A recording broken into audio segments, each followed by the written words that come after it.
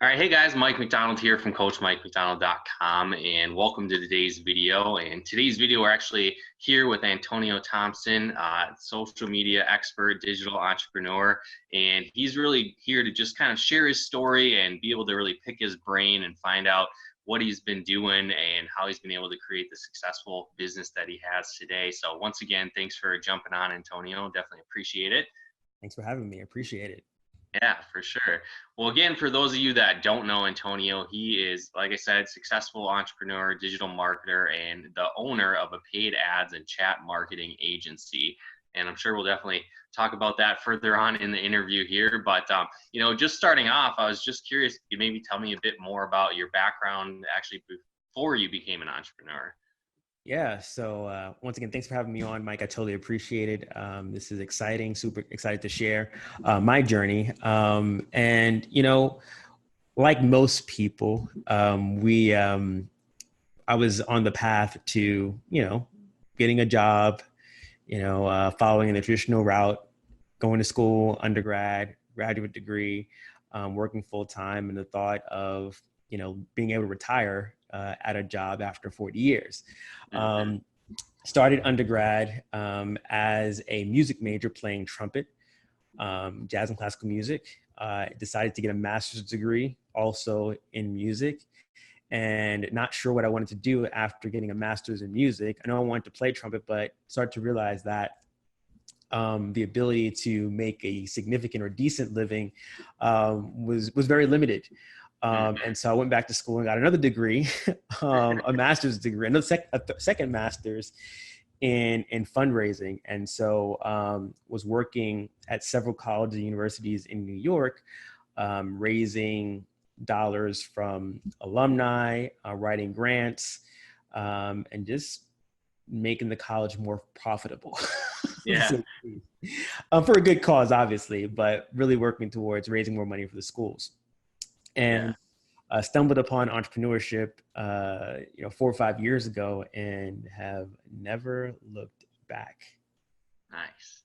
Yeah, I think a lot of people kind of have a similar journey where it wasn't maybe their foundation goal to start their own business, or, had you thought of having a business prior to going the traditional school route, or was that just stumbled on and let's do it? Yeah, no, I didn't have that idea in undergrad. No one talked about starting a business. In my household, I didn't know anybody around me that had a business. So it wasn't until I got to my second master's degree and started working, I was just like, wait a second, something's a little bit off here. I'm doing all this work, but my salary isn't going up that much. Yeah. How are these people out here, making lots of money? And, I saw some young kids doing this network marketing thing. And so I was like, oh, that sounds interesting. So I checked that out. And that's how I got into entrepreneurship. Awesome. So that was your first business in network marketing. I guess tell Yeah. me a bit more about that. Yeah. So, we've all probably heard the stories of network marketing and the circles. You get one, and you're a millionaire. And I kind of was intrigued by that. I was like, oh, okay, this makes sense. I just enroll a few people, I sell some product, and I can be living the life of my dreams. So that's how I got into the industry. And, network marketing is a great vehicle to start entrepreneurship, right? It's kind of the first foray into, building teams, but also developing your mind and understanding, marketing, right? And so while I was in network marketing, I struggled for quite some time. And it wasn't until I discovered truly how to market online that I realized there were other avenues and venues I could take to generate income, but also build a business and a brand. Yeah, no, it definitely makes sense.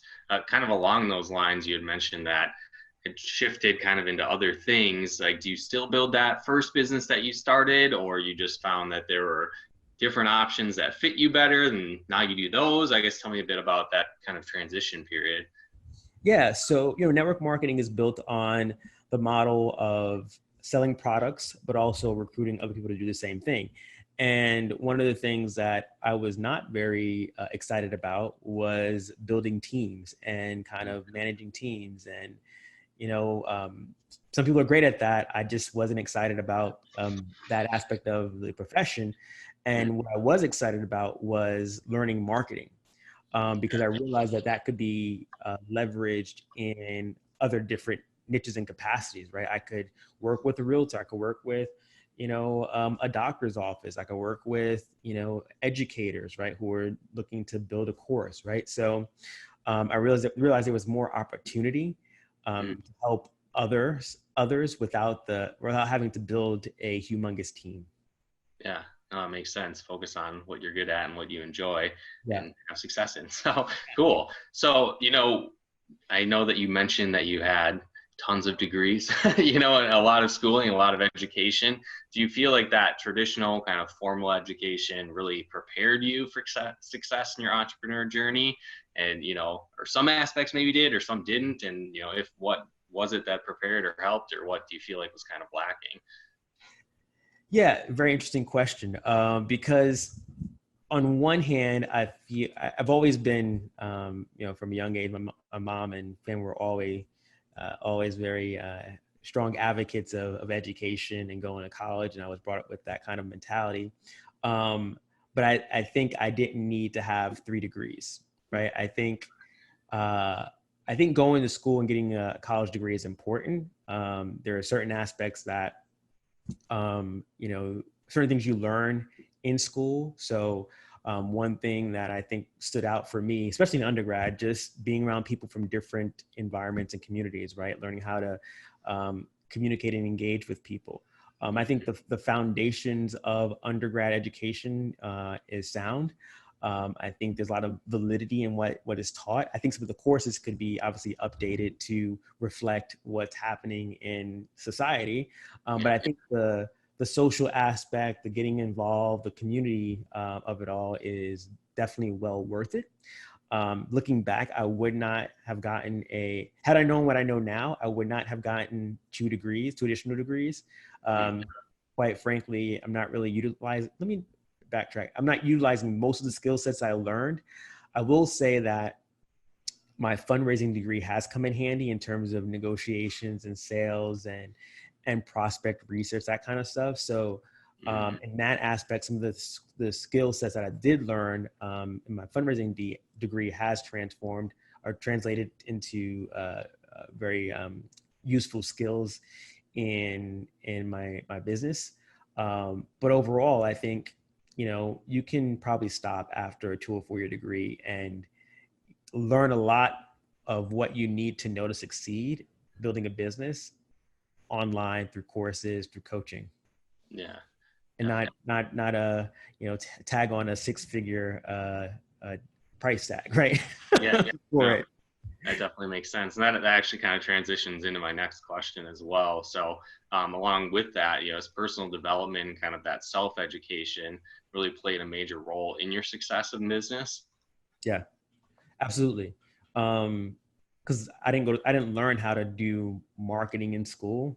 I didn't learn how to run Facebook ads in school. I didn't learn how to do chat marketing and messenger marketing in school. And a lot of what I'm learning today is not me sitting in a classroom, right? It's a combination of 2 things. One is actually just doing it, right, and figuring it out. The second piece of it is looking at those people who have done what I'm looking to accomplish, whether it is run successful Facebook ads, if they created courses, investing in coaching, but also, the biggest piece about being an entrepreneur is like strengthening your mindset. Because, and it's a shift, right? Because even as an employee, right, you're not really that concerned for the most part about, losing your job or money coming in. Consistently you're going to have a check every 2 weeks or every month, whatever the process is at your employer, coming in no matter what. And you could literally, there were days at my office where I'd work for 2 hours and the rest of the day I was just like doing something else, like working on my business or goofing around, watching TV shows, right? And unfortunately, that's just the state of the workplace, right? People aren't necessarily working 8 hours a day. Right? They work maybe an hour or 2, and the rest of it is just like kind of just BSing around. right? Whereas as an entrepreneur, that mindset shifts, right? You can have off days and days where you're not working, but too many of those days and you're like, well, I can't pay my bills, I can't put food on the table. So it definitely is a mindset shift, and it takes a lot of mental stamina, but also personal growth to be able to sustain some of the challenges that come along with being an entrepreneur. No, that totally makes sense. So with that, along those lines too, what do you feel like were some like your top business leadership, like personal development books that you would recommend? Yeah, a couple things that definitely come to mind. You probably have heard of some of them, maybe haven't. Think and Grow Rich is a big one. The 12-week year is another one that I've just reread for the second time. It talks about consolidating time, not consolidating time, but we think about planning in this annual cycle, right? Whereas, if you consolidate, but shift the focus of being, okay, we have 12 weeks to get things done, you can accomplish a lot more in that period of time versus waiting a whole year to accomplish things, right? We're near the end of 2019, and now people are starting to think about the end of the year goals, what they said they were going to do in January that they haven't really done. In this process, you kind of, shorten that curve where you have 12 weeks to get X, Y, and Z done. It puts some more urgency and fire around on your butt. Other books that I enjoy, The 4-Hour Workweek, Tim Ferriss,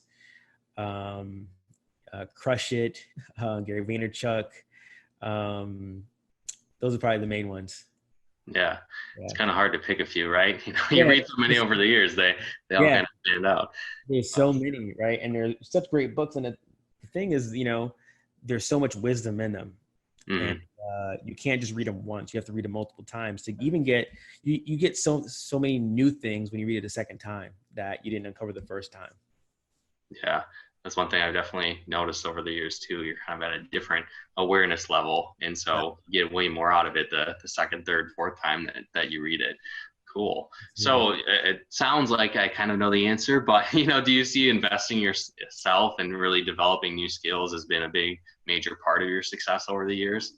Absolutely. Especially, the thing is, especially in entrepreneurship, right? You can't rely on what worked yesterday or 2 days ago or a year ago, right?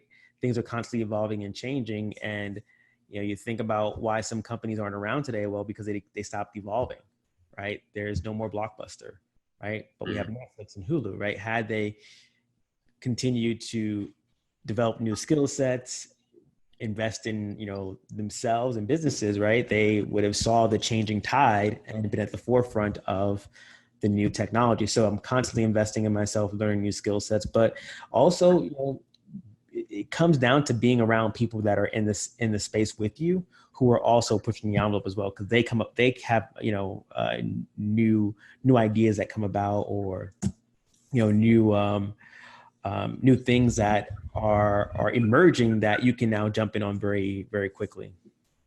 Yeah, that's definitely a good point. Kind of surrounding yourself with the right people is another big aspect that I think a lot of people don't pay attention to. Absolutely. Awesome. So like in regards to like investing in yourself, did you ever do that when it was like outside of your comfort zone, whereas maybe like going to an event or investing in a coaching program or something that kind of pushed the limits out of your financial security or just personal growth security, like that? And then if you have, was it worth it doing that? Yeah. So I'm going to say, before I answer the question, yes, it was absolutely worth it. I'll tell you why after I answer the first part of the question. So I had, about 2 years ago, I was kind of stuck in my business, right? I actually felt like I was going nowhere, and I felt like I was doing all this stuff, but not getting the results in my business, right? So as a marketer, I was like involved in like every aspect of social media. I was doing, Facebook, I was doing Instagram, I was doing YouTube, I was doing, some kind of doing Pinterest, but Twitter and all these other things, and, wasn't producing the results that, I had saw other people getting. I was wondering why. So I took a step back and I had a coaching session with a coach, and he said something to me, well, maybe you should just think about doing one or two things. It's like, all right. So I enjoy Facebook ads. So I started doing Facebook ads. So I started focusing on that. Then he said, there's this new thing out called ManyChat. Check that out. It's like, all right, I'll check it out. So I did some Googling around, looked at the software, and then I kept seeing this ad on Facebook about this course, this mastermind course, and it was going to help you build sort of a messenger chatbot marketing agency. I was like, all right, that sounds cool. Let me jump on the webinar. Jumped to the webinar, was totally, impressed by what I saw, what I heard, the opportunity that existed. And at the end, the price point came up. I was like, yeah, I'm not going to do that because I cannot afford that. It was literally, I've never invested that much in anything. Well, outside of my college degree, right? It was definitely less than my college degree, but still it was more than I invested in any kind of course or coaching program. So I said, no, I'm not doing it. So I kept seeing the ad again and again and again. And every time I would see the ad, I would jump on the webinar just to see if anything changed. Nope, jumped on it. It was same webinar, same information, little tweaks to like, how much money you could make by hopping in early. It's like, okay, still not going to buy it. By the sixth time me watching this webinar, I was sold and I managed to make it happen. I found the resources to invest in this course, this mastermind, and it was truly probably the one investment I've made in my business that has changed everything. Not only was it a course, a 4 or 5 module course, but it also was a mastermind with some of the top companies that were ManyChat itself, right? Building these experiences, and you had a chance to connect with the leaders that were doing this. Fast forward, 2 years, right? Chat marketing, messenger marketing, and Facebook ads are both critical pieces of my business, and they represent about a good portion of my monthly income. And I'm building chatbots for, some of the biggest names in certain industries, and it's been I've recouped my investment probably 10, 20, 30 times over. So it was definitely a stretch at the time. And it was definitely outside my comfort zone, but it was certainly worth it, making that investment today because, my life is different because of it. Yeah, no, it definitely makes sense. I feel like too, almost the part of finding the money and figuring it out and making it happen to even make that investment, I feel like that's just like a huge learning experience as well, knowing down the road, oh, I could do that again, or that, I am capable of figuring out crazy things, in that kind of situation like that too. Yeah, it's like the question you ask yourself. So the first thing I said to myself after watching the first webinar is, I can't afford that, right? And then after the 4th or 5th time, I was like, well, how can I do this? Now my mind started thinking about ways that I can make this happen. And so, when you say you can't do something, or you respond in a way that limits your creativeness, right? You're not going to do it. But when you say, well, how could I make this happen? What do I need to make this happen? How can I really, take this next step? The mind starts to think about ways and gets creative about making it happen. Yeah, no, that's awesome. Cool. So, well, I guess kind of shifting gears a little bit, but what had you choose to do more of a digital marketing business compared to like a traditional kind of brick and mortar type business? Yeah. So I would say the ease of it, and the ease and the simplicity to some degree of getting started, right? To open up a coffee shop requires quite much larger investment than starting a Facebook ad agency. I don't need any supplies, really. I don't need any staffing. I don't need a building. It's the interesting thing about the difference is it's a lower cost investment doing digital marketing versus traditional business, but the upside is enormous in comparison, right? Traditional business, you're kind of, not saying you're limited in terms of growth, but you kind of are to some degree, right? There's only so much coffee you can sell in a neighborhood, right? There's only, so much produce you can sell, right? So you're kind of limited on products, but also time. Whereas, and coffee shops close, right? 24 hours, Yeah. it could be 24 hours, but they typically close. With a digital marketing agency, right? I can, you know, sell things 24/7. I can make the cash register can ring any time of the day while I'm doing something else. And it's just, it gives you freedom, right? You don't have to be tied to a particular location. I can be anywhere in the world, doing my business. And and it's global, right? It's not just, uh, you know, limited to a one location. It's a global business. I can work with people all across the world. Yeah, it makes a lot of sense. I feel like too, you probably have a lot less stress compared to a traditional business having hundreds of thousands of dollars in overheads or different things like Yeah. that too. Yeah. I mean, I have really very limited overhead. It's really, you know, internet, some tools that I use, but they're not in comparison to what brick and mortar business owner will spend on overhead. It's not even close. Yeah, absolutely. Cool. Well, I know you kind of talked about it a little bit on kind of how you've transitioned from like more network marketing to kind of more of a digital marketing agency. How has your business really evolved into what it is today? Like, do you do different tools? Have the methods changed, or even just recently things have changed a lot? I guess tell me a bit about that. Yeah. So, clearly the transition from network marketing to an agency is a total different, beast in itself, right? I mean, not building teams, but working with clients in terms of their needs and what they're looking to accomplish. I think the business continues to evolve, particularly because the technology continues to change. Mm-hmm. Case in point, Facebook makes changes to their platform pretty much on a daily basis. Mm-hmm. So that can affect my business. So for example, I purchased a tool yesterday because I thought it was going to be a great add-on to things I do with Facebook ads. And I got an email today saying this tool no longer work after next week. And I'm like, okay. So things like that happens where, technology changes and certain tools don't work anymore, or Facebook policy changes and, it allows to do certain things on the platform. So with regard to evolving, you just have to be adaptable and understand that, things are constantly going to change, especially with technology.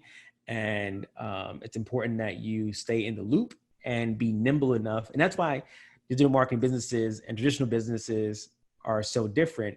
Traditional business, you're not as nimble, right? You can't make changes on the fly. Same thing with education, right? You look at some of the traditional schools, they haven't changed in hundreds of years. They're still teaching the same stuff, which is why community colleges, I believe, are, one of the most cost-effective but game-changing places to learn, because they can change very quickly, right? They can respond to the needs of the environment, the economy, unlike traditional schools. Yeah, that's cool. It's a kind of a different perspective. I don't think I've ever heard people say before, but I like it. Yeah. That's cool. No, it's cool. Um, I had a very negative opinion of community colleges before, until I worked for one, and I was like, wow. So you guys, things can change very quickly here. You don't have to wait for like, a 20-year-old or 20-year faculty member to decide or 40-year plus year faculty member to decide if the curriculum is going to change, right? You can just make a change right then and there. So, yeah, it was cool. Nice, cool. So, well, kind of a different area, I guess. How did you choose like your niche? When your target market, and then has that changed since you've got into like the chat marketing and the agency you do now, or is it still pretty much the same as when you started? Yeah, so it's constantly evolving as everything is. My interest initially began with working with those who were in network marketing or building a home-based business, just because that's the niche and market that I came out of. And so a lot of people were reaching out to me for help. But recently, a lot of my clients have been across the board, and I'm trying to to zero in right now on one or two markets that I really want to go after and work with. So I've worked with gyms in the past, realtors, insurance agents, network marketers, some coaches. But I'm really looking to hone in on one or two niches so that I can scale. Yeah, no, that makes sense. So along with that, when you're kind of researching or finding out about your target market, where do you find that information, or how do you find that information? Is just kind of people come to you, or hey, it worked in one niche, I'm going to try in another? Like, what's your process with that? So it's actually, sometimes it varies. A lot of the clients that I have received in the past have been referrals. And so they are all in the same niche for the most part, and they all have the same, obviously, challenges and struggles. And so the process is very similar. When it comes to, industries that I haven't worked with before, like for instance, I'm working with a client who sells collagen. So like for anti-aging and beauty, that kind of stuff. So the first thing I'm going to do is go to Google and see what articles exist around, seniors or baby boomers around anti-aging and some of their issues. I'll also go to Amazon to see what kind of books are being read or written about, that issue, and what are some of the reviews that people are writing on books to see what their challenges are and if they're being solved by these books. I also go to Facebook, right? Look at some Facebook groups. And also Facebook has a tool called Audience Insights where you can get some information on your audience. So I'm just like all over the place, just doing a little bit of research before I actually get into the process of crafting ads and a campaign for that client. Yeah. That makes a lot of sense. Plus, it sounds like you can really use that in any industry and niche where you're not really tied into a specific arena to be able to use those techniques. Pretty much, yeah. And once if you starting out, right, looking at an industry like, let's say, collagen supplements, right? There are probably tons of folks out there or businesses that are selling collagen supplements. So you could take that same, information and campaigns and suggest it to another client and see if they would be on board with it. Mm-hmm. Yeah, it kind of helps you expand your market easier and scale faster too. Yeah, awesome. Absolutely. Cool. So kind of, again, shifting gears a little bit, how do you feel content marketing, or why do you feel content marketing is important to the growth of your business? Yeah, so content marketing, I believe, is essential to building a business. Oftentimes, I would say even outside of e-commerce to some degree. With most products outside of things that people are going to buy,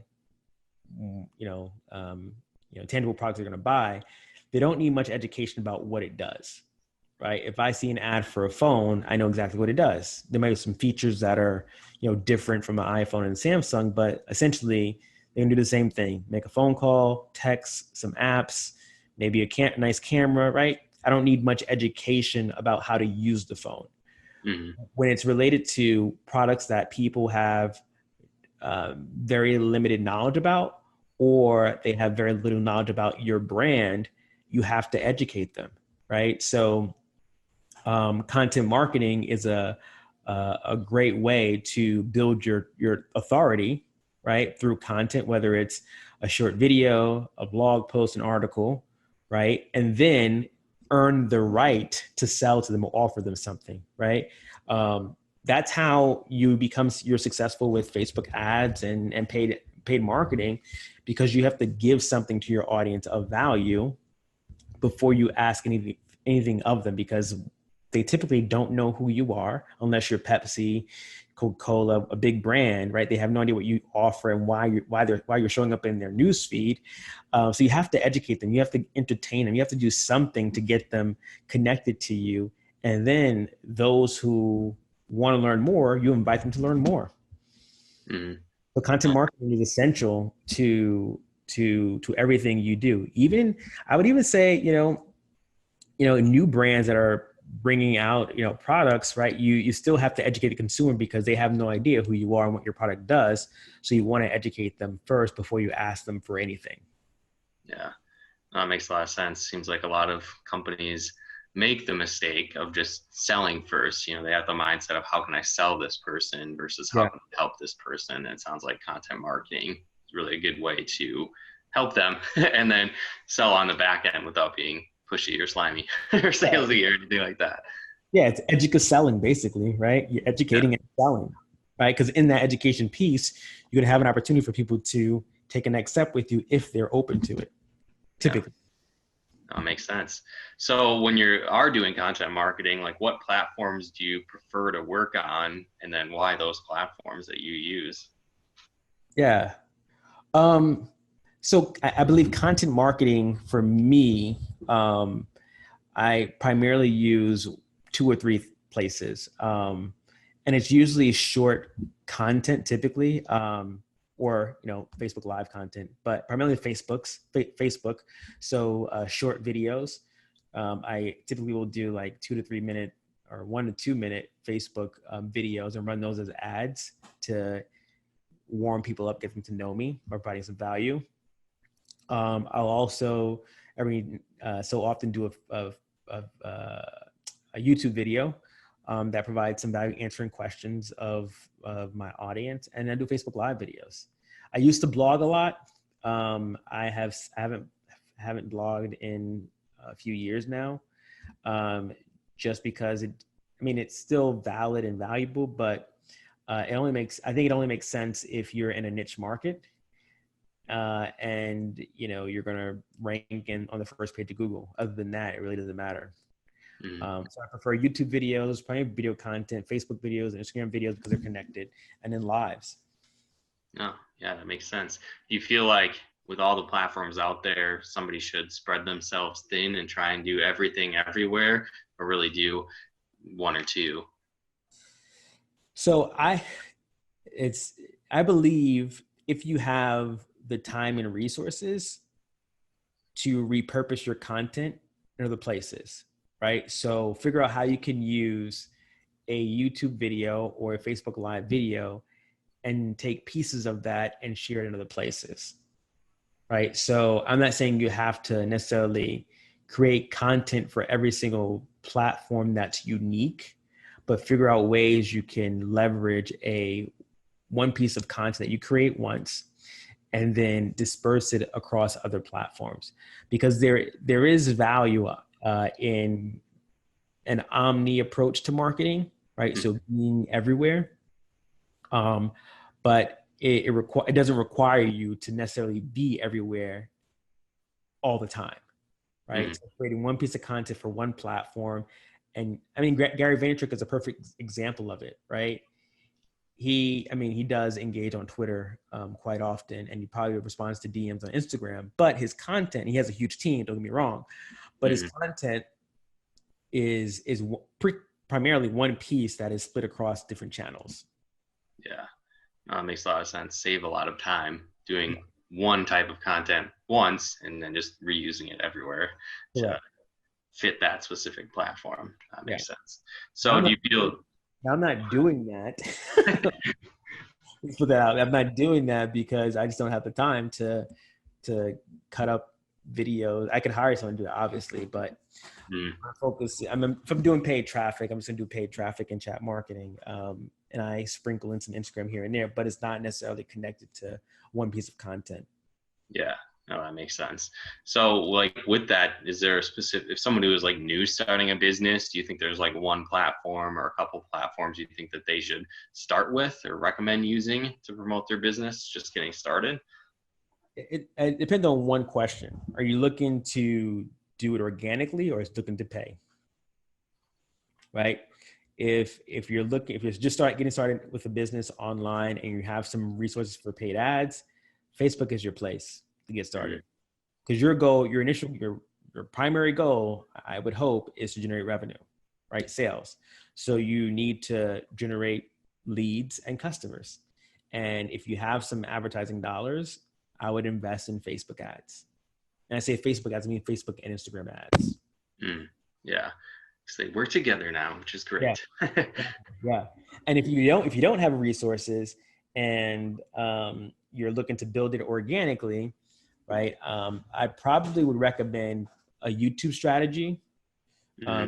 to and some getting your brand out there, and then generating, content that leads back to some kind of offer where they Mm. get some free value from you. They get it, they opt in for some kind of lead magnet. You generate a lead, and then you connect with them for a purchase. Yeah, no, it makes a lot of sense. Seems like a lot of advertising, if you do like Google ads, for example, they tend to be a lot more expensive, less effective than like Facebook ads. And then at the same time, like you mentioned, YouTube, because it has that evergreen Yeah, concept where it can be created once but continue to work for you again and again. So absolutely. it definitely makes sense. Oh, kind of along those lines, a little bit. What tools do you feel like a new entrepreneur, a new business owner should use, or what tools should they have to actually promote their business online? Yeah, so I think um, a couple of things, right? The first thing is a channel of some sort, maybe one or two channels, whether that's YouTube and Facebook, Facebook and Instagram. You can Twitter works too, but have at least one channel where you're present consistently. Secondly, an email autoresponder, right? So actually, should go in order here a little bit so it makes sense. The first thing the first thing you should really have is a product that you're selling, right? Know what you're Yeah. selling, right? So if you're starting a business, what's one thing that you're going to be selling?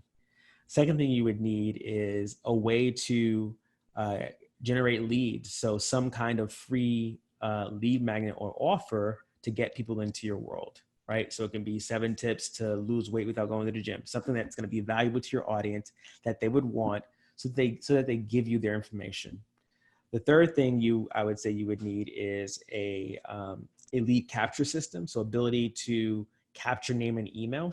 So there are various tools out there, ClickFunnels, Lead Pages, Funnelizer that you can use to create these simple 2-page funnels.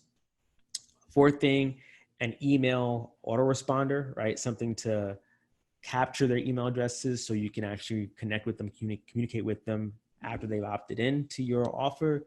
And then number 5 would be a channel, right? How are you driving traffic to your offer? Are you using Facebook? Are you using Instagram? Are you using YouTube? Are you using Twitter? What is that channel going to be to drive traffic? Yeah. Those are the No. 5 simple things I think you need.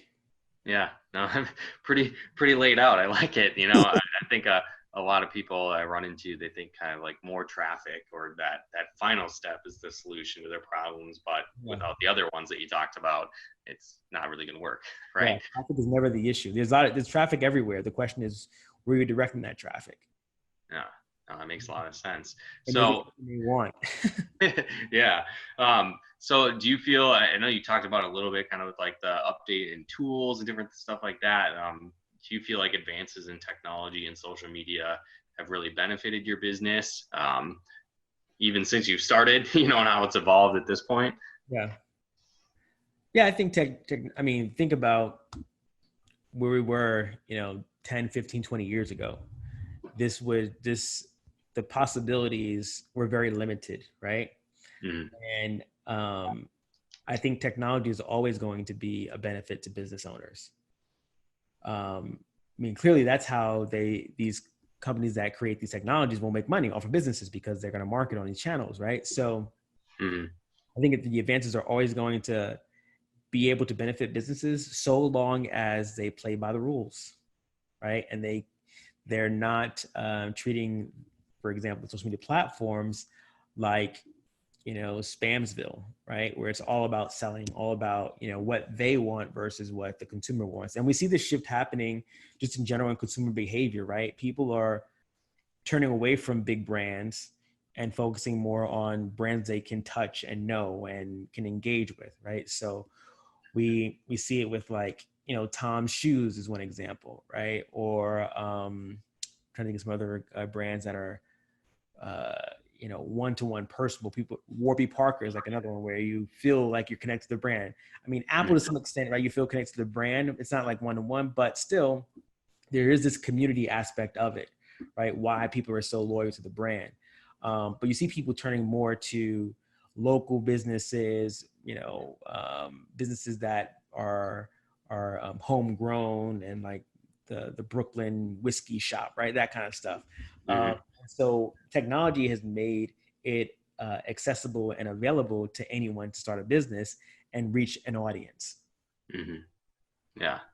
Yeah, it's awesome. It's a good time to be alive. Yeah, it certainly is. Certainly is. Awesome. So I know you kind of mentioned it when you're talking just there, but about like rules and companies really following the rules. So Yeah. have you ever had social media like rules or policies or kind of like adaptations negatively impact your business? And then if it has happened, what did you do about it? And then if it hasn't, what have you done to kind of prepare yourself to avoid that from actually happening? Yeah, I can talk about some rule challenges that I've experienced. Um, the platforms have rules in place to protect the experience of users, right? And they want to maintain that trust with the consumer, the people that are on the platform, but also want to make sure that they're not being bombarded with like crazy, silly stuff, right? And so when I was first getting started out with Facebook ads, had no idea what I was doing, just testing things out. And I was promoting stuff that wasn't allowed by Facebook. I didn't know that at the time because I didn't read the rules. Right. I thought I knew the rules, but I really didn't know the rules. And I was saying stuff that seemed outrageous or unrealistic and making some major claims in my ads. And I had, 1, 2, 3, 4, 5, 6, 7, maybe 8 ad accounts shut down, which prevented me from running ads on Facebook. And so that clearly negatively impacted my business because I was basically running Facebook ads to generate leads and customers, and now it's shut down 8 times. So with that, it's really a matter of me, figuring out, why am I getting shut down? What are the rules? What's allowed? What's not allowed? And, moving forward from there and just doing the right thing. And so the key thing I'll say is the goalposts and the rules are constantly changing.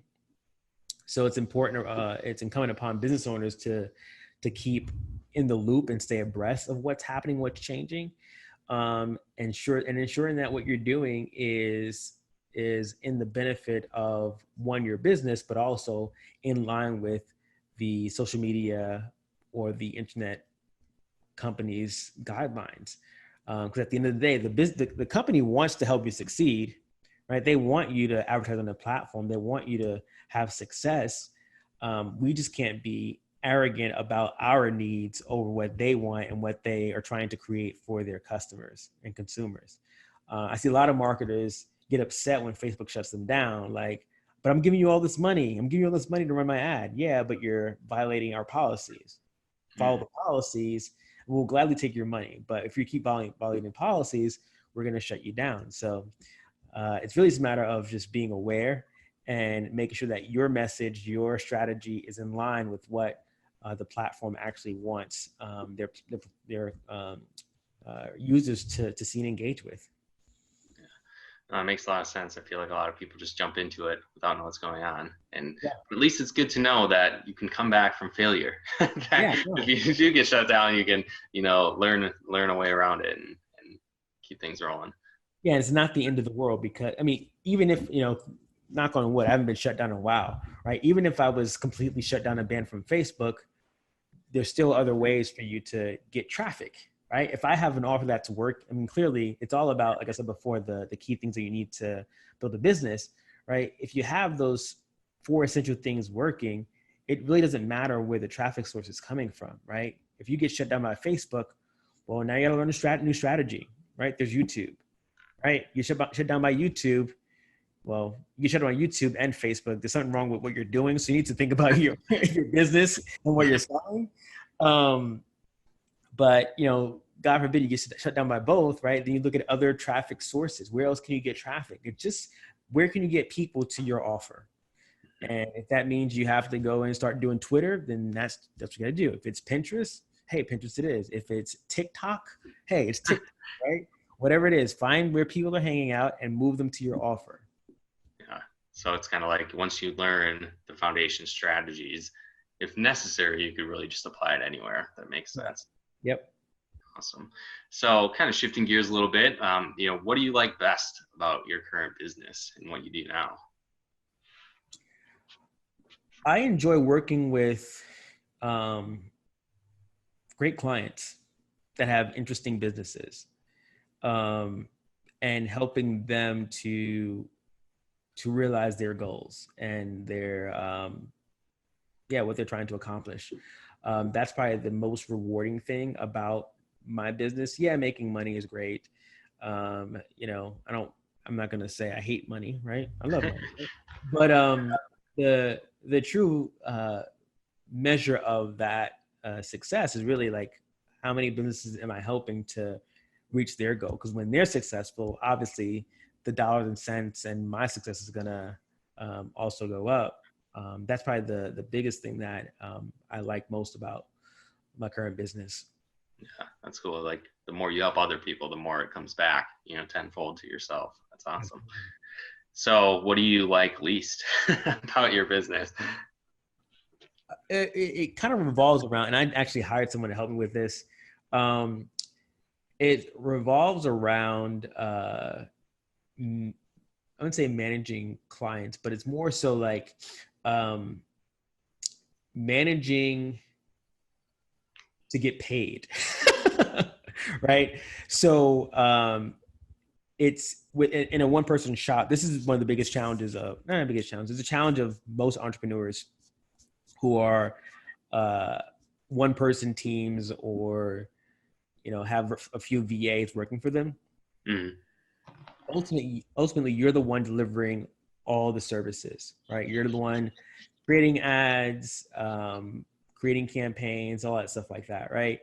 And the last thing not saying the last thing, but one of the things that can be a challenge is, making sure you get paid on time.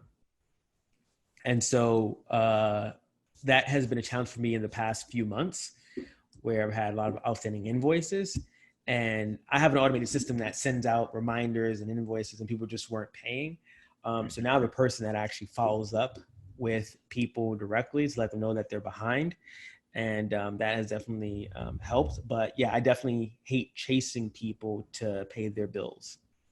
Yeah, that sounds like it'd be frustrating in any business. So that definitely makes sense. I guess, is there anything at this point that you would change about your current business if you could? And if there was something, like what would it be that you would want to change? Yeah, I think one of the things that I'm moving towards in this last quarter and also in the coming year is simplification. I just kind of let go a couple clients just because it was a huge burden on my time, and the amount of work in relation to the compensation was not adequate. It was a relationship started very, very early. So definitely simplifying my business a little bit more, simplifying, as talked about before, like the niches, right? What kind of business I want to work with and sticking to those. Mm. Also simplifying, my own offers, right? So not needing to have, 10 or 20 different lead magnets to offers, right? Simplifying 1 or 2, 3 most offers, but really thinking about how can I simplify my business to grow, right? Because that's the thing, right? We tend to, this happened early on when I started the business in general, where I was spread doing everything, right? Twitter, Instagram, Facebook, all this stuff. And nothing was really working or gelling. Things started to work and gel when I narrowed down and focused on 2 strategies, right? Facebook and chat marketing. So the same thing is true for business, right? You may feel like you have, and I felt this way even several months ago, where, I need revenue coming in, so I'm going to take on any client, right? And that's probably not the best strategy. And so beginning to simplify, hone in on a few key niches that I want to work with so that I can expand. Looking at also bringing on other team members to help, right? With some of the work. So, hiring other ad account managers to support some of the work that I'm doing. Because again, as we grow and expand, clearly I can't do it all, right? I can't. If we got 100 clients, there's no way I can service 100 clients by myself. So I'm going to be looking, hopefully in 2020, to start bringing on 1 or 2 additional team members to help with like ad account management, just to, again, help us grow and expand, and again, focusing on a couple of niches, because that's how we're gonna get to the 7-figure mark, by focusing on 1 or 2 niches and crushing it in those niches. Mm-hmm. No, that makes a lot of sense. Kind of hard to do everything, on your own as things expand, for sure. I guess the next question kind of ties in with that. But what do you feel like your business challenges, or your biggest challenge in your business that you're facing now, and how do you see yourself kind of overcoming that in the future? Yeah, very, very connected to the last question though, but just simplification, right? Again, just being, you can't be everything to everybody. You may feel like by not serving someone, you're not helping them, but if you do serve them, you're kind of taking away from the full impact you can have in their business, because you're not necessarily fully committed to that particular industry or that particular product, but you're doing it because you need something, you need the money. And I've been in that position before where I'm like, man, I need to make some money this weekend. Oh, someone just called me for a coaching session and they want 3 months of coaching, and they are, I don't know, doing yoga or whatever, and they want to build a yoga business. I'm going to help them. I need some money coming in, right? But the important thing moving forward for me, and I think for anyone who's just getting started with a business or running a business, is to think about, okay, what is my core business model? Who am I looking to serve?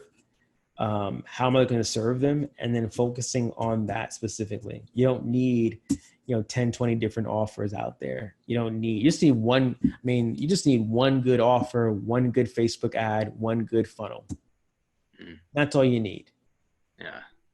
It makes a lot of sense. Instead of trying to, like you said, be everything to everybody, having more of a mindset of sorting, not just taking anyone that comes to the door, and only working with the right people. Makes a lot of sense.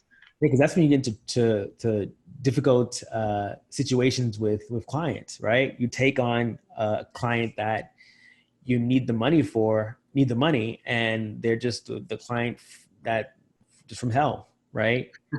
Yeah.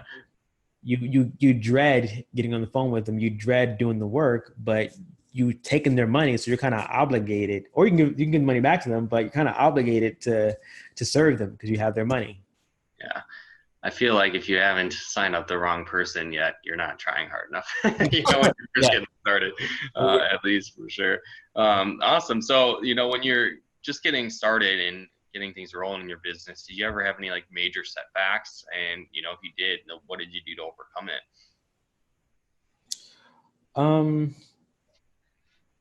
Yeah, I think one of the major setbacks when I first got started was just mindset. Right. I think in general, getting started and throughout the journey, the biggest hurdle is always going to be you. Right. And me, right. Myself. Right. Because we always will talk ourselves out of, or why we can't do certain things, or we'll justify why we are doing certain things. Or why am I taking on this client? And I know I shouldn't be taking on this client. Well, I need the money. Right. Why am I not working when I should be working? Well, I'm tired. Right. So it goes back to the whole conversation of mindset and even vision. Right. Like, and it's an ongoing process, not something that's going to just happen once and you're set for life. These challenges, these thoughts are going to come up and creep up periodically. And, working through them, overcoming them is an ongoing process. And so getting started, that was my major challenge. continuing my business is still a major challenge. Today, it's still a major challenge. So something we're constantly working on. Yeah.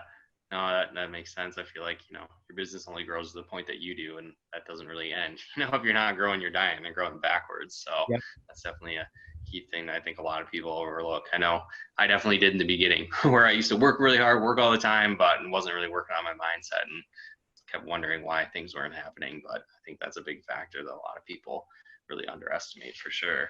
Yeah. So when you were getting your business rolling, like how soon did you jump into paid online advertising, running Facebook ads? Was it right away in your business, or Yeah. you reach a certain point and you're like, hey, I'm going to do this now, or how did that work?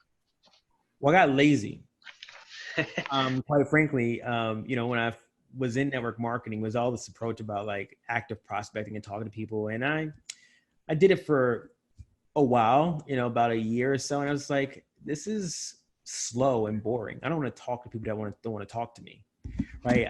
You have these awkward conversations with people and you're just like, you look like a like-minded individual, blah, blah, blah, blah. I'm just like, this is for the birds. So I decided I was going to start paying Facebook to help me find people. And that didn't work very well in the beginning because I got shut down 8 times. But yeah, I jumped in pretty quickly, like the first year. After that first year of just spending hours doing back and forth conversations with people, trying to get them to learn more about what I'm doing, just got fed up and was like, I'm done with this. I said, I'm going to pay Facebook. Yeah, they can do it for you. Yeah, exactly. We can find me the right people. Yeah, no, that makes a lot of sense. I think a lot of people get sick of that after a while and decide to do something else, or at least figure out a better way around that for sure. So I mean, next question you kind of answered, but I think this may be something good for a lot of business owners to hear. So when you were starting advertising, like, was it profitable right away? I'm guessing probably not, since you got 8 accounts shut down or whatnot. But is that, do you think, a normal process for people? Like, there's a learning curve with advertising, or it's just something that most people just get right away? Yeah. So when I first started advertising on Facebook, I had no really knowledge of how to advertise on Facebook. I didn't invest myself immediately. It took me getting 8 accounts shut down to figure out I had to get some training on this. Right. Yeah. I thought I was doing it right, but apparently I wasn't. So yeah, the first year and a half or a year or so was not profitable with Facebook ads at all. I was running likes campaigns to like Cambodia and like these countries that I thought would be interested in my business because they were cheap and but no, didn't work out. So yeah, running paid out. So starting out, it wasn't profitable for me, but had I known what I know now, it could have been. Right. Had I followed the 5-step plan I just gave you, right, having these things in place and then drove traffic to those things, had I known that when I first got started Facebook ads, I could have been in profit. I didn't know what I didn't know, so I just wasted a lot of money in the beginning and had no results to show for it. Yeah, that makes sense. I know a lot of people kind of just think that they can flip the switch and sales and signups are just immediately going to come, that there's a process to it instead of just diving in. Kind of along that, you mentioned a little bit, but you'd done trial and error. That wasn't the best. And then decided to take some courses to actually learn how to do it. Is there any specific courses that you would recommend, or that today that things are changed, so maybe not the same courses, but are concepts that they should do? Yeah. So it really depends on like what your strategy is. For me, for Facebook ads and chat marketing, Facebook is a great resource. They have their Facebook blueprint that you can go through and learn a lot about the platform. It will take you some time to get through their videos because they're kind of long and can be dry and boring. But you can do that. There's also some Facebook ads courses that I've gone through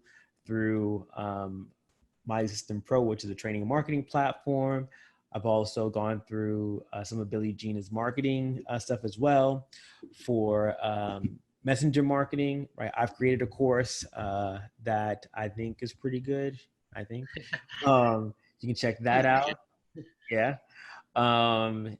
And the other resource, if you don't have the resources to invest and get resourceful, there's lots of things on YouTube. I've got a YouTube channel with a bunch of videos on Facebook ads and messenger marketing, other stuff. You can Google that, you can YouTube that. But the first thing I would recommend doing if you're just getting started with any kind of advertising is learn before you implement, right? Learn a strategy first, right? Learn how to set up a Facebook ad and make sure you have the four things in place first before you do so.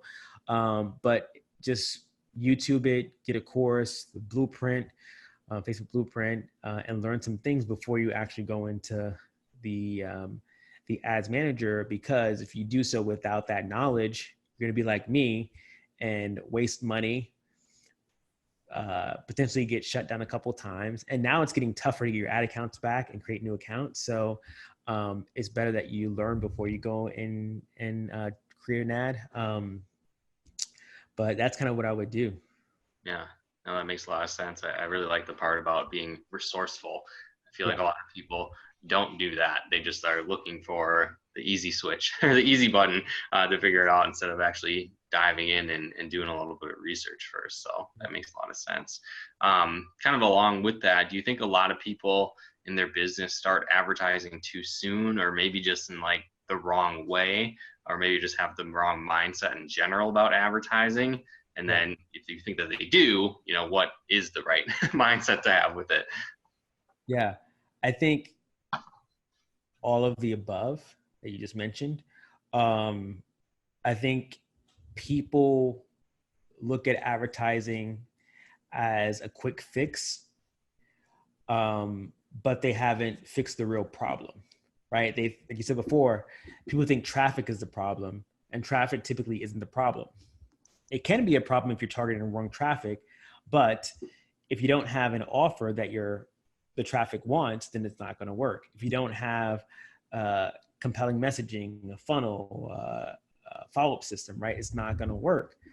So people jump into advertising very quickly, thinking this is going to solve all their problems. And again, if you don't have the key things set up in place first, it's not going to fix your problem. It's going to just exacerbate your problem and then charge you money to do that, right? Yeah. You're paying to increase the problem that you have, and that's not a wise business move. I think also mindset is people approach Facebook ads with a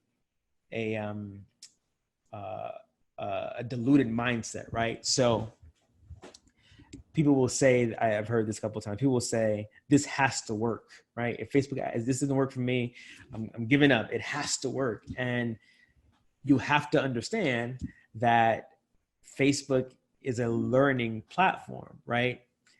You're going to test things, and sometimes things aren't going to work, right? Sometimes, you know, the message that you're putting out there to the audience you're targeting isn't going to work, right? And if you're coming from the mindset that this has to work, then it's probably not going to work for you, because you're with the mindset that if this doesn't work in the first couple of days, it's done, right? You have to give Facebook some time, right, to figure out if it's going to work or not.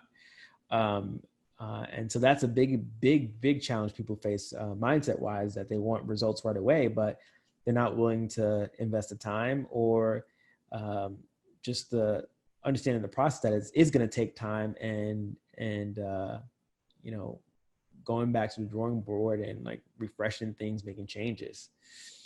Yeah. I like that you brought up kind of that it was a learning curve and a process. And even when you know what you're doing, it's not just a light switch that you can just turn it on and have instant results. You know, I've run into people where it's like, you boost a post for me and fill all my slots tomorrow. And it's like, it's not likely, but you know, we can get you some more exposure, but that's definitely a process for sure. So if you were going back to the beginning and had the opportunity to do something else, would you, or do you enjoy the journey of where you're at now and that's where you want to be? If I had the opportunity to go back in time, I would do this earlier. I would start earlier. Had I known that this was a possibility, you know, 10 years ago, well, this is 2019. 10, 15 years ago, life could be, I could be literally retired right now, right? Not retired, but like not really working as much. But the thing is, like, everything happens perfectly, right? I'm excited about where I am right now, and the business I'm creating or have created for myself is growing, and it's exciting. But I would definitely not do it different. I would not have stayed in my current position. Um, I would have definitely loved to start this journey earlier. That way I could have made the mistakes earlier. And, figured it out earlier and sooner, and be a little bit ahead of the curve than I am now, but would definitely not go back. Yeah, no, that makes sense. It's kind of like when you're in the thick of it and you're experiencing crazy setbacks or problems or issues, you're like, why did I do this? But Yeah. 2-3 years down the road, you're like, oh, that was the perfect thing that needed to happen to Yeah. get me where I am today. But you don't really see it at the time, which can be frustrating. And we have those days where you're just like, man, this is, we have hard days, we have tough days. We're like, man, why did I do this? This is so hard. But consider the alternative, right? There's literally no way, unless I became like the president of a college, that I was gonna make, I could make 7 figures in my current position. That's impossible, right? So when you compare the two, what I did previously and what I'm doing now, the potential not only just in terms of income, but impact, right, that I can have running my own business, the marketing agency or whatever you want to create, right? The impact you can have is much greater than me working in a cubicle, barely crossing 6 figures in my lifetime at that job annually, right? And looking at that trade-off, this is much more exciting. Yeah, oh, that's great perspective. I think a lot of people, when they get started in business in general, like they give it 2 weeks. If I'm not successful, I'm gonna bail, and they never really think of the alternative of why they even started their business in the first place. That frustrated with their ad, they don't have the lifestyle potential that they can have with their business, various things like that. So that's cool to bring that up for sure. So, what major piece of advice or concept do you wish that you knew in the beginning, that you've learned over the years at this point? Yeah, I wish I was reading more. Like, I wish I was reading the books that I'm reading now or have read, right? Just because that all goes back to the mindset. Because people have written about their journeys, what they've done and covered, how they made this shift and transition. And it's ironic and it's interesting that the books that I read now are not on any book list at a college that I've read, that I attended ever, or even in school, right? No one's talking about Think and Grow Rich. No one's talking about, Crush It, or the Thank You Economy, or the 12-week year, or the 4-hour work week. No one's talking about these books, but these are monumental pieces of work that can change someone's life, right? That can show someone that there are possibilities outside of the current system, the current paradigm, right? We all read The Great Gatsby. We all read,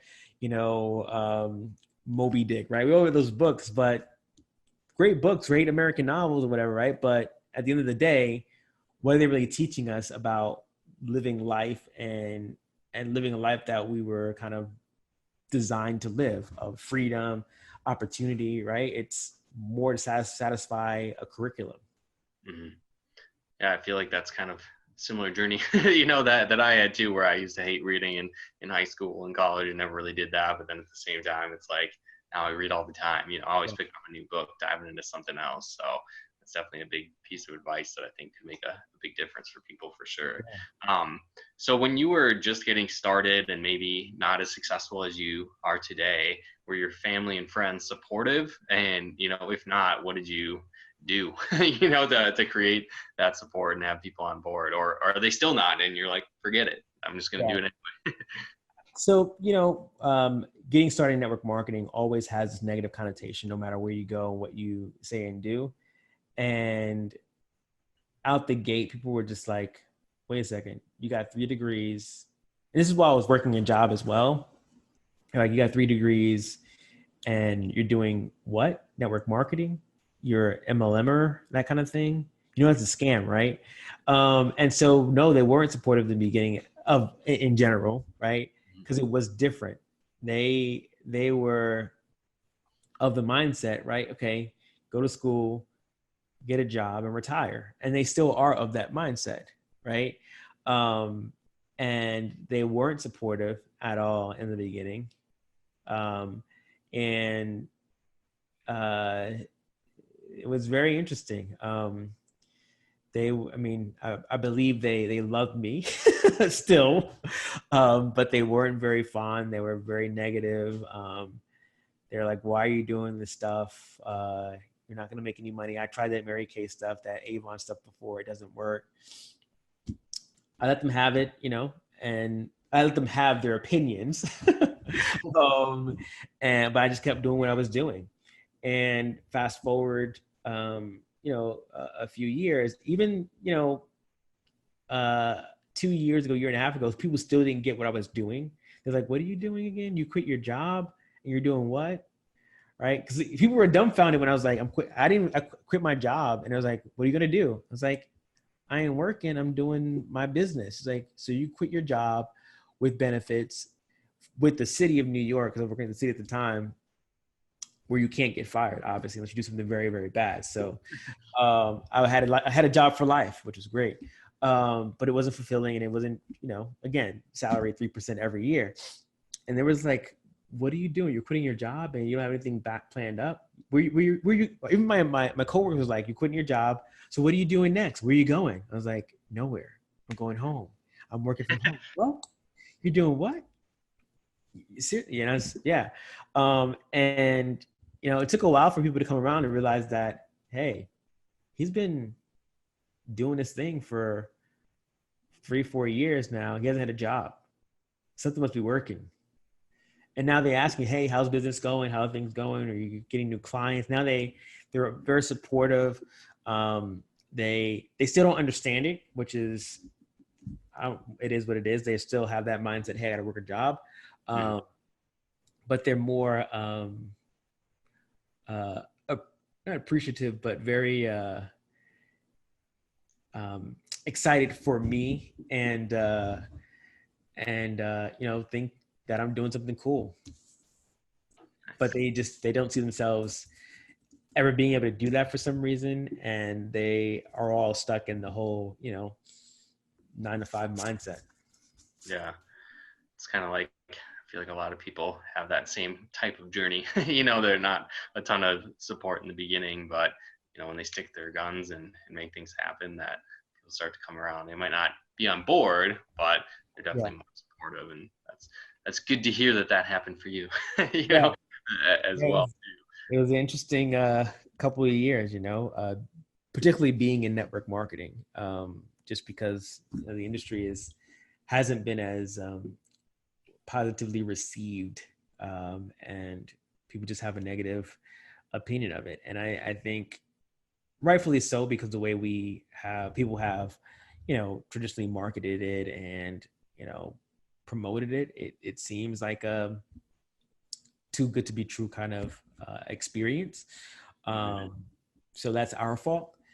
But yeah, I mean, once I realized what I really wanted to do and focused in and really decided, hey, this is where I wanted to go, and put all my chips on that table, I just kept going after it, and people were watching, and it was like, okay, it's been year 1. He hasn't gotten a job yet. It's year 2. He's still working his business, still hasn't gotten back a job. Year 3, year 4, he's still going, and he's traveling and teaching and speaking and all that stuff.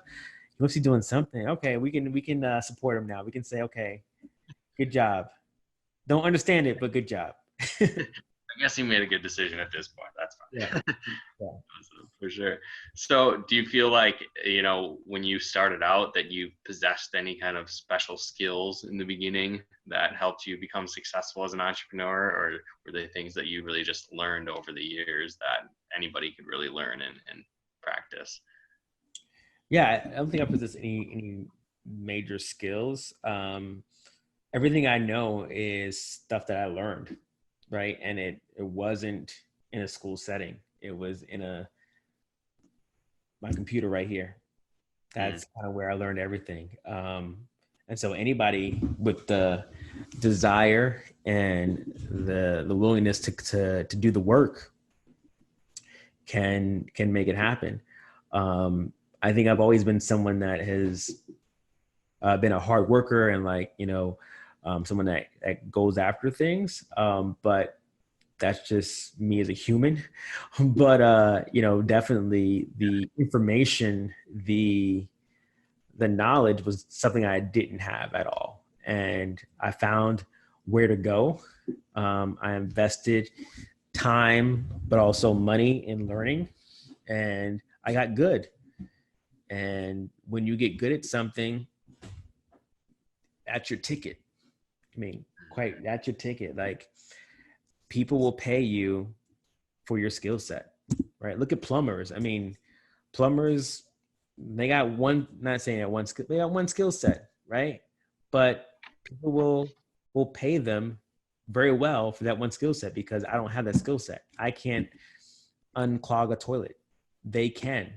And I'll have to pay them $500 to do so. And they just take one thing like this, right?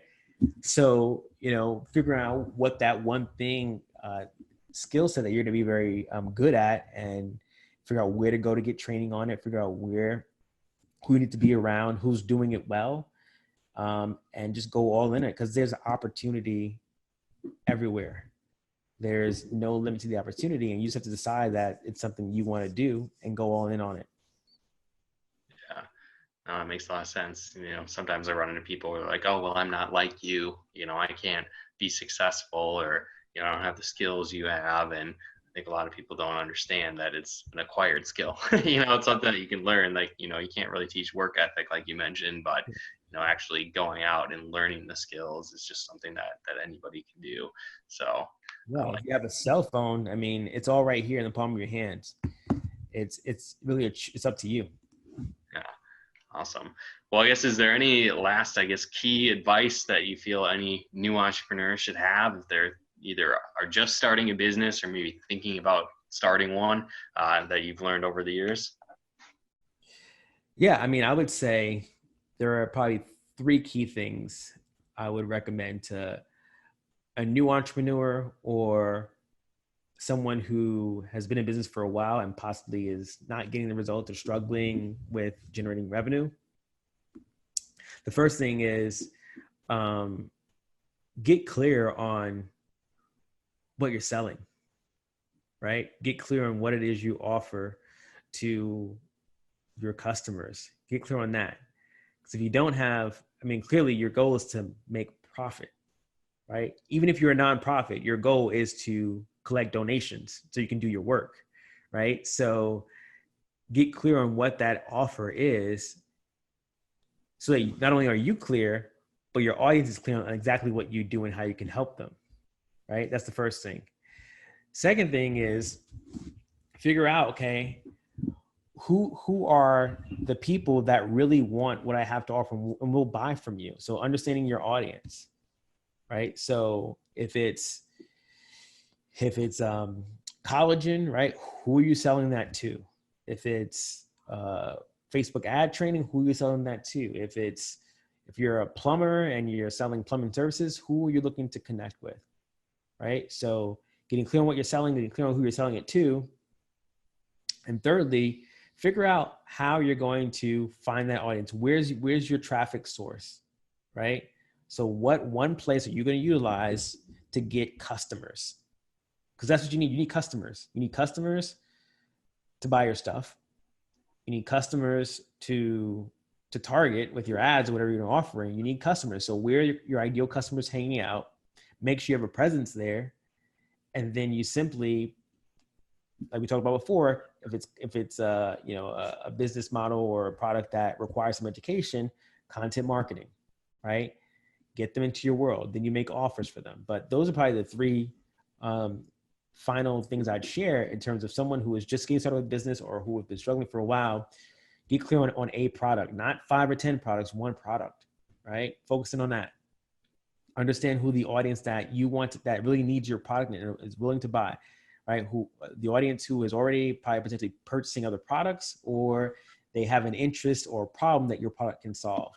Number 3, choosing one traffic source to engage with, to communicate with that audience, whether it's Facebook, Instagram, Twitter, YouTube, Pinterest, wherever that platform is. You be there, you show up, you provide value, and engage with them, and then invite them to connect with you, buy your product and offer. That's how you really get the results you want, AKA making money. Yeah, no, that makes a lot of sense. I feel like a lot of people really get caught up in the shiny object syndrome. So honing in on that product and not, opening their jacket. I've got, 100 products here to offer you, and just having one and knowing who you're marketing to. That's definitely a big deal for sure. Yeah. Awesome. So, more on you, like we haven't been doing that yet, but, what promotions and courses do you have? I think you have like a messenger domination course that's out right now, on like ManyChat marketing. I guess tell me a bit more about what you have going on and, how people can get a hold of it. Yeah. So, you can obviously reach me on my website, AntonioRThompson.com. But I have, as Mike mentioned, a messenger course that teaches you the ins and outs of using messenger marketing and chat marketing to communicate with your best prospects, qualify them, and make offers to them inside of Messenger. And Mike can share with you that link to grab it. Great course. Messenger marketing is and it's actually chat marketing is the new frontier in communication. If you think about how people are communicating today in every aspect of their lives, whether it's with their family, their friends, their coworkers, their spouses, it's in a messaging app, whether it's Facebook Messenger, iMessage, Android messages, Instagram DMs, WhatsApp, Slack, Skype, right? You're using these messaging apps to communicate with your friends, family, coworkers. It's only natural that businesses have the opportunity to communicate with you in messaging apps and provide you with, again, value, and then present you with the opportunity to take the next step with them. So the course kind of outlines how you can use messenger marketing to do that. Awesome. Yeah, I know messenger marketing has definitely been an aspect of my business that I've utilized as well. I know like the open rates are crazy, compared to like email marketing and different things like that. And just the people that click through is way higher. So it's definitely a cool platform to be able to master and learn about. So I'm excited for people to be able to get a hold of your course as well. And I actually have a link below the video here where you guys can pick that up as well. But on top of that, where can people connect with you? I'd love to put that, below the video as well, where people can connect with you on social media, maybe your website again, where do you want people to go for that? Yeah, you go to my website, AntonioRThompson.com. You can also find me on Facebook at Antonio R. Thompson. Just put it in the search bar, I'll come up. Awesome. Cool. Well, definitely appreciate your time again, Antonio. Just so many golden nuggets, and people actually apply this, stuff we've been talking about, they could go out and crush it in their business. So definitely appreciate you taking the time to be able to share your knowledge with us tonight. Totally. Thank you for having me, Mike. I appreciate it. Awesome. Well, again, guys, click the link below this video to check out that course of Antonio's and be able to connect with them there. But again, thanks for tuning in, and we'll talk to you guys more soon.